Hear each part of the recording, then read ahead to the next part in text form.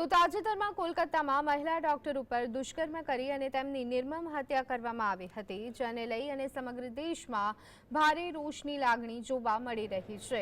ત્યારે રાજકોટમાં પણ છેલ્લા 3 દિવસથી જુનિયર ડોક્ટર્સની સુરક્ષા માટે કાયદો બનાવવાની માંગ સાથે હડતાળ પર ઉતર્યા છે અને ઇમરજન્સી સિવાયની બધી સેવાઓ બંધ કરવામાં આવી છે। આજે સતત 3જા દિવસે પણ આ હડતાળ યથાવત રાખવામાં આવી હતી, જેમાં નારા સાથે વિરોધ પ્રદર્શન કરવામાં આવ્યું। આ સાથે મૃતકના આત્માની શાંતિ માટે ડોક્ટરો દ્વારા બ્લડ ડોનેશન કેમ્પ યોજવામાં આવ્યો, જેમાં પ્રથમ 2 કલાકમાં 80 બોટલ રક્ત એકત્ર થયું અને બપોરના 1 વાગ્યા સુધીમાં 100 કરતાં વધુ બોટલ લોહી અર્પણ કરવામાં આવ્યું।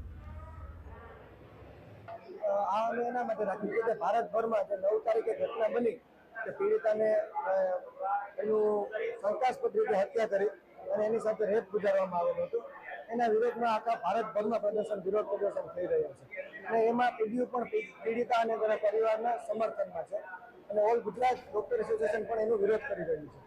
તો આજે પીડિતાને શ્રદ્ધાંજલિ મળે અને એક ભાગરૂપે અમે બધાએ બ્લડ ડોનેશન કેમ્પનું એક આયોજન કરેલું છે।